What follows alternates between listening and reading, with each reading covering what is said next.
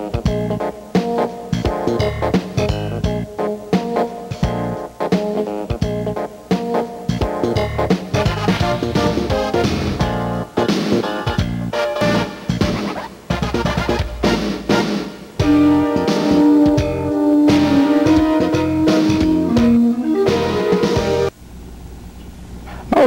and you are online. I'm Dave Hall, and tonight we're getting an update from Gordon NoveL, who's a chief investigator for Ramsey Clark for the Branch Davidians in some civil lawsuits, and see what we can find out about the criminal lawsuits that's going on down there and the investigation that has been ongoing.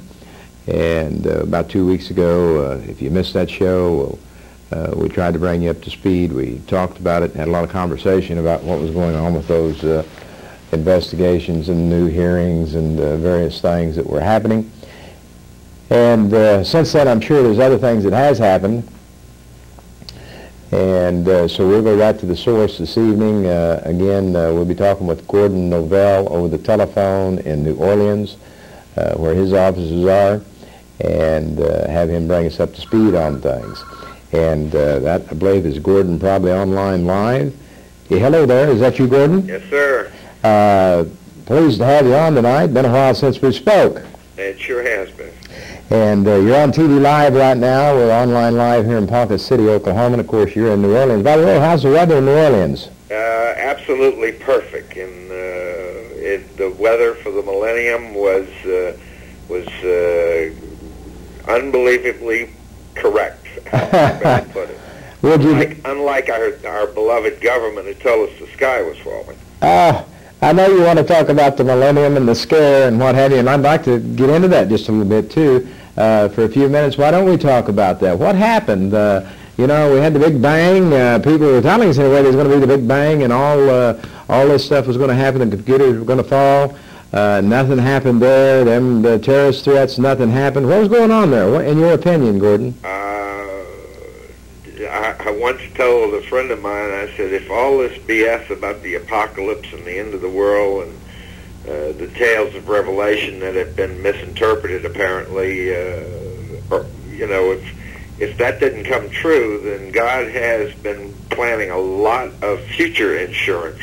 That's what I kind of read it as. Future insurance. Get those fools scared to death, and then they won't kill themselves at the point when they pass through into another, I don't know. I think people are going to have a completely different look at life now that there is not that fear of the end of the world coming.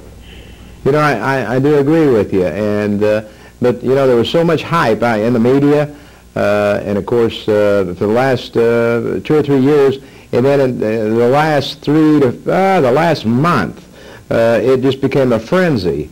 Y2K, terrorist threats, and that type of thing, and then, you know, I went to bed at about 11:30 New Year's Eve, and of course I didn't lose any sleep over it, and I know you didn't. I watched the fireworks. Oh, you watched the fireworks. Yeah. But you know, you're probably one of the foremost, I would say that you are the foremost investigator as far as the Branch Davidians and Waco.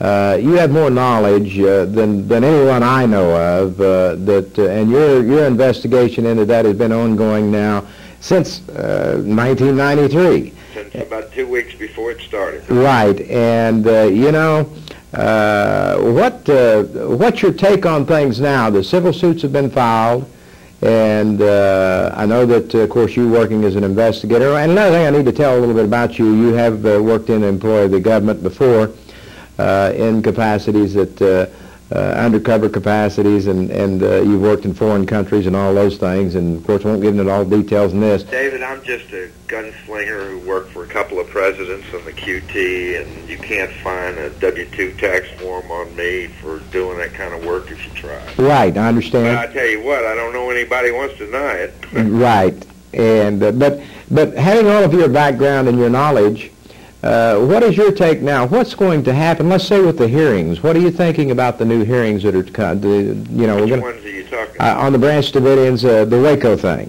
You mean the trial, or? No, I want to go to the hearings in Congress. What's your thought? What's going to happen? Is this a fight? Let's address it, Burton. Burton's committee had a quick bunch of flash talk, but when it got down to the nitty-gritty, they really didn't want to see the stuff that we had uncovered concerning a really sophisticated conspiracy, but unlike the typical conspiracy, we've got a golden needle that can hang 'em high. Our problem is the lawyers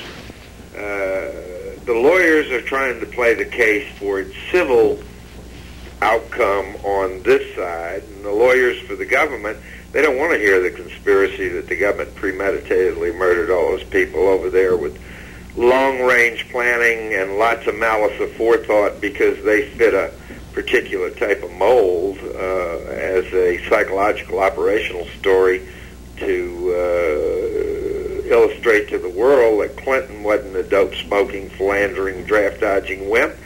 He was just a dope-smoking, philandering draft dodger. Clinton is not a wimp. He is a serious, dangerous man.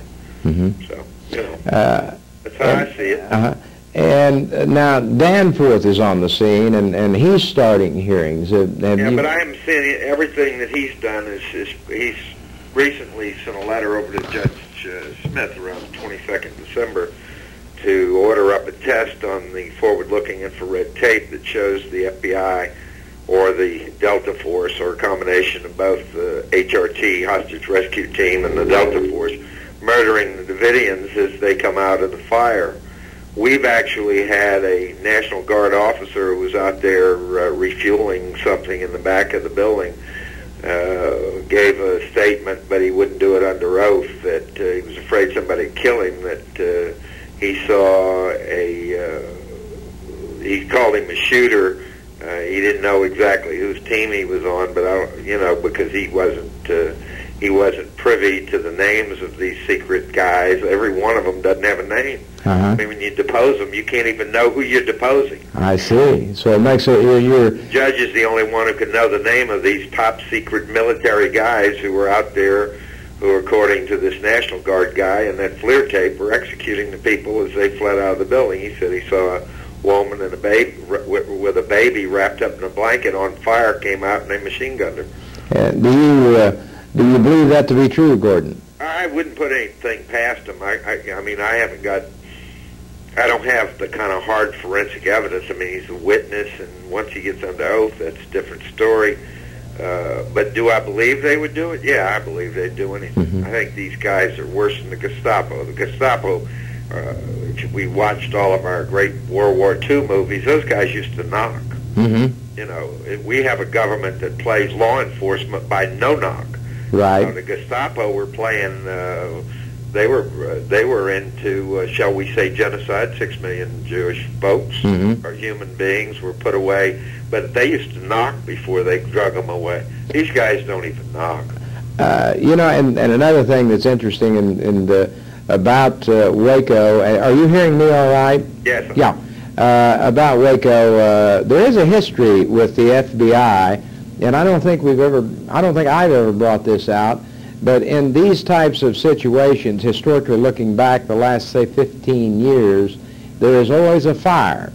And in some of these stories that reach the news that are big stories, like Gordon Call, for instance, back in Arkansas in like '88, totally Japanese Liberation Army. Right. Although I thought they deserved it. Well, I don't know, but you have that incident.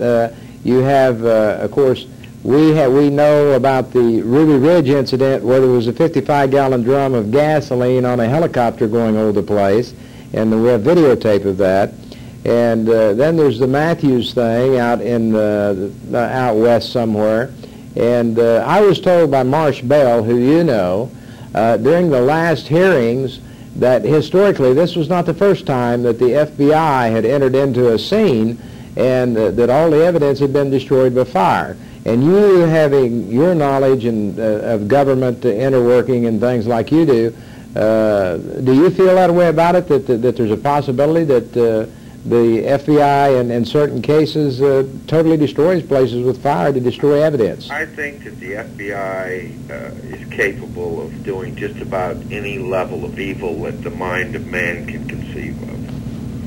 And we basically have ceded to these guys the sainthood, if you want to call it, of law enforcement, when in truth